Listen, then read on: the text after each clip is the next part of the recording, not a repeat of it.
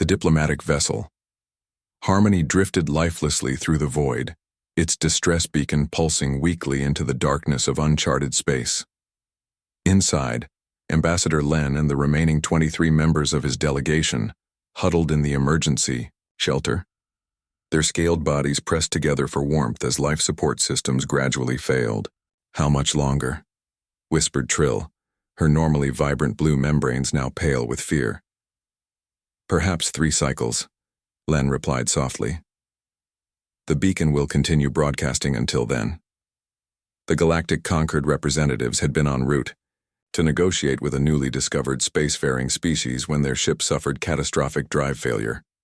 For 6 cycles, they had maintained hope that rescue would arrive from their own kind. None had come. "Something approaches," announced Vorn, their sensor technician. His digits trembled as he studied the emergency console. Large vessels, many of them. A collective ripple of relief passed through the gathered diplomats. The Concord had found them after all. "Wait." Vorn's voice dropped to a horrified whisper.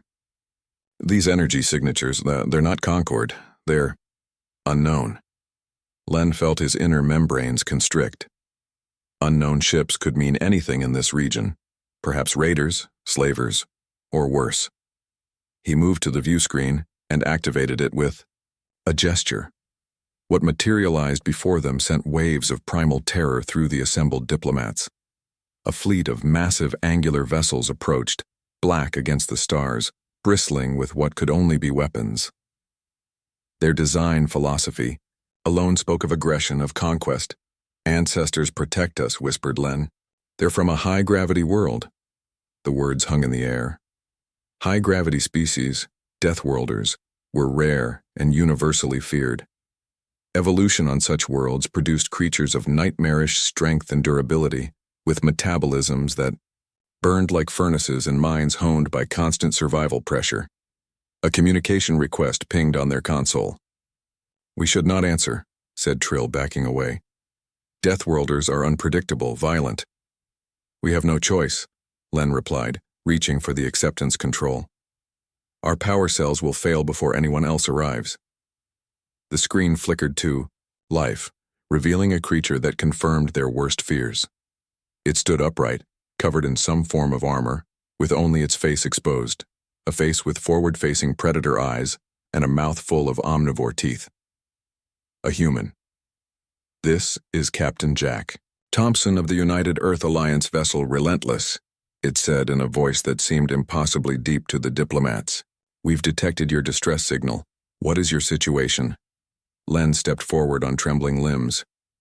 "I am Ambassador Len of the Galactic Concord. Our vessel has suffered critical system failure. We request assistance." The words nearly caught in his throat. The human's expression changed in ways Len couldn't interpret. "Understood. Prepare for emergency evacuation. We're sending shuttles to dock with your airlock." The transmission ended. Panic erupted among the delegation. "They'll kill us all. We've heard stories. They eat other sentients. Their gravity is triple ours. They could crush us without trying." Len raised his arms for silence. "We have no choice. Without help, we perish here." 30 minutes later, the diplomats watched in terrified fascination as 3 shuttles approached their airlock. The metallic clang of successful docking reverberated through the hull. The airlock cycled open to reveal 3 humans in sealed suits. Even through the protective gear, their substantial frames filled the doorway in a way that made the diplomats instinctively back away. "I'm Lieutenant Rose," said the lead human, her voice somehow gentler than the captain's. "We need to move, quickly. Your life support is critical." What followed was a carefully choreographed evacuation. The humans moved with deliberate slowness, clearly aware of their own strength. They guided rather than grabbed, suggested rather than commanded. Aboard the human shuttle, Len found himself seated across from Lieutenant Rose, who had removed her helmet to reveal a covering of golden head fibers and those unnerving predator eyes. "Your ship," Len ventured cautiously. "It appears to be a warship." Rose nodded. "The Relentless is our flagship. We're part of the Frontier Defense Fleet." "You..." Patrol these regions looking for conflict? A strange expression crossed the human's face. It might have been amusement. We patrol looking for exactly situations like yours, Ambassador. Stranded vessels, distress calls. But such massive ships for rescue operations? These are contested regions. Not everyone out here has good intentions. Rose's expression darkened. We've encountered slavers taking advantage of disabled ships. Pirates. Worse. Len's membranes fluttered in surprise. You protect unknown species, even those not part of your alliance? All sapient life deserves protection, Rose said simply. When they docked with the Relentless, the scope of the vessel overwhelmed Len's senses. Corridors stretched for what seemed like kilometers, crew members bustling with purpose. Gravity was maintained at a comfortable level for the diplomats, a courtesy Len hadn't expected. Captain Thompson met them in what he called the diplomatic quarters, a section apparently designed for non-human guests.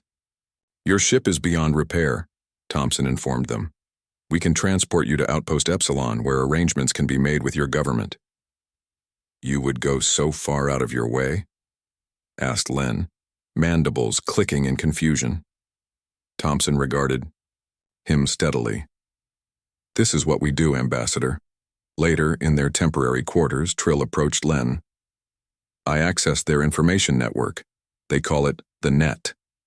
These humans, they evolved on a world they call Earth. Gravity, 1.3 times. Our standard. Atmospheric pressure nearly double. Deathworld conditions, Len confirmed.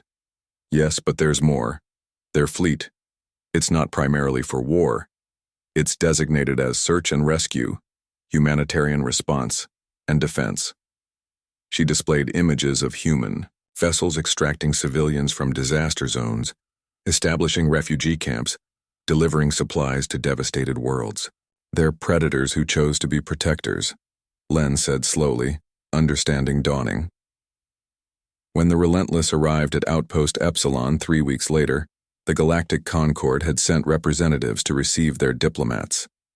They were shocked to find Len and his delegation not only unharmed but advocating passionately for a formal alliance with these strange Deathworlders. They are formidable, yes, Len explained to the Concord Security Council. But they channel that strength into defense of the vulnerable. We hoped for rescue from our own kind, but instead discovered something more valuable. Proof that evolution's crucible can forge not just destroyers, but guardians. The human fleet departed soon after, continuing their patrol of the frontier. But they left behind 24 diplomats who now understood that sometimes salvation comes not in expected forms, but in the protective shadow of those evolved to endure the unendurable.